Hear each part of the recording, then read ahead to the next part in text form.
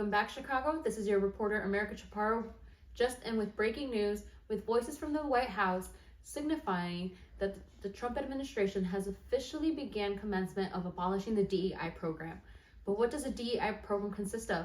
Well, the DEI program consists of diversity, equity, and inclusion in workplace and corporate settings.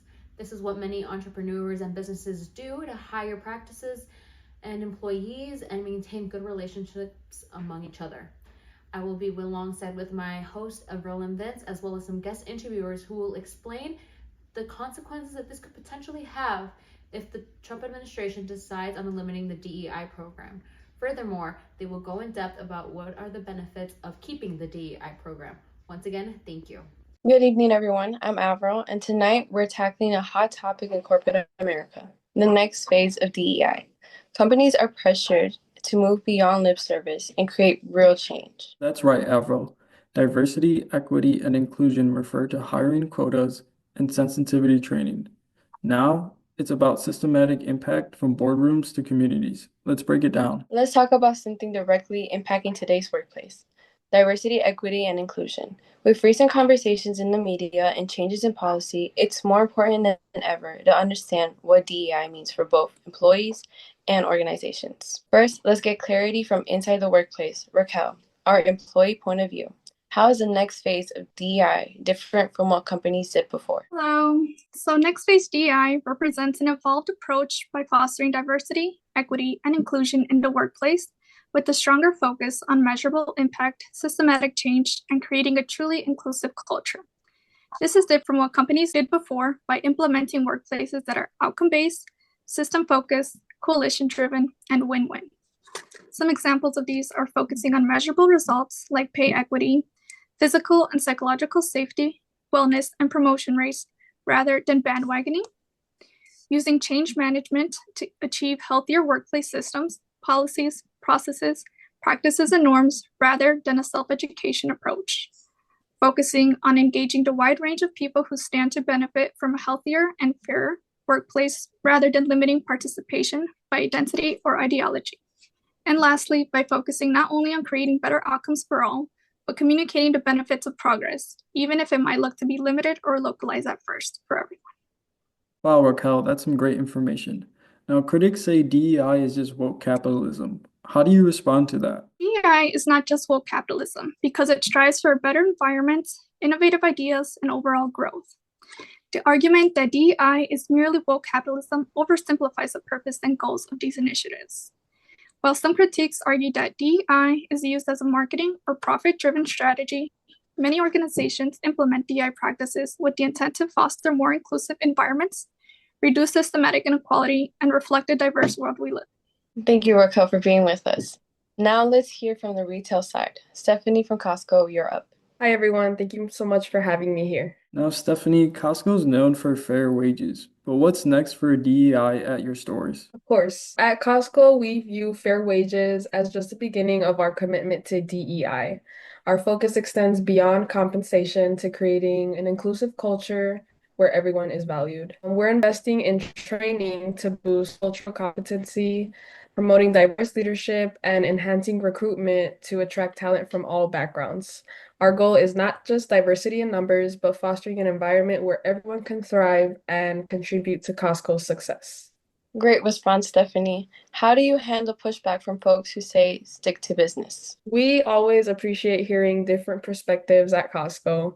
We believe that our business is not just about selling products, it's about contributing to the well-being of our employees, customers, and communities. Our success is built on a foundation of ethical practices, fair treatment, and a strong sense of responsibility. DEI efforts are not distractions. They are integral to ensuring that Costco is a company where people feel motivated and empowered to do their best work. Thank you for sharing, Stephanie.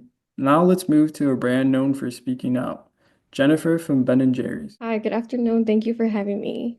Jenny, Ben & Jerry's screams activism. How does your foundation pick causes to support? At Ben & Jerry's, we support causes that go along with our values, such as fairness, helping the environment, and social justice.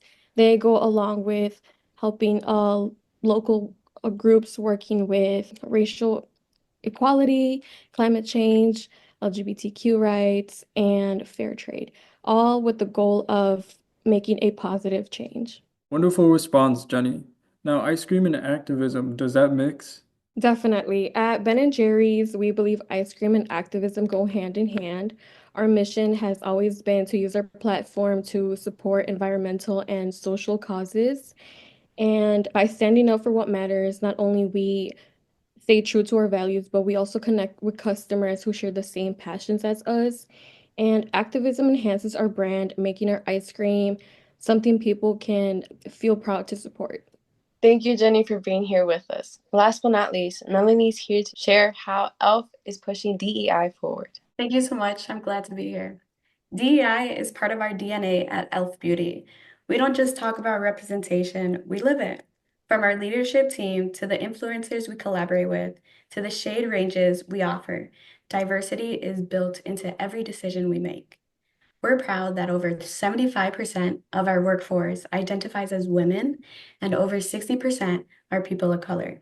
We also invest in programs that uplift underrepresented voices like our internal DEI council and external partnerships with organizations that promote equity across industries. It's about creating a beautiful space where everyone feels seen and heard. That's amazing, Melanie. Now, Elf Beauty's Project Unicorn backs women founders. Why focus there? Great question. At ELF Beauty, we've always believed in pushing boundaries and using our platform to create meaningful change. Project Unicorn is really about leveling the playing field. Women, especially those from underrepresented backgrounds, often face significant barriers when it comes to launching or scaling a business. We see this as an opportunity to use our resources and reach to support those voices, foster innovation, and ultimately build a more inclusive future in the beauty industry. Great response, Melanie. What's your advice for smaller brands who can't afford big foundations? I understand the challenges, they're very real, but I always encourage emerging brands to focus on their strengths, such as authenticity, creativity, and connection. You don't need a massive foundation to build something impactful. Start by telling your story clearly, what you stand for, and why you exist. Lean into digital tools and social platforms. They allow you to engage directly with your audience in a way that wasn't possible even a few years ago. And remember, growth doesn't happen overnight. Stay consistent, stay focused, and keep building one step at a time. Thank you, Melanie, for that great response, and thank you for being here. Vince, we've been discussing DEI, diversity, equity, and inclusion, and how companies are stepping up. But what can organizations do to make real progress? Great question, Avril. Let's break it down into simple steps. First, companies must be discussing DEI and start baking it into their daily work, right? Exactly. So recommendation 1, make DEI part of regular business, like setting clear goals for hiring diverse leaders or tracking pay fairness. No more check the box training. And hey, if Starbucks can link executive businesses to DEI results, why can't everyone else? But Avril, what's next after the basics? Recommendation 2, support marginalized communities like Rare Beauty funding mental health programs or Sephora stocking Black-owned businesses.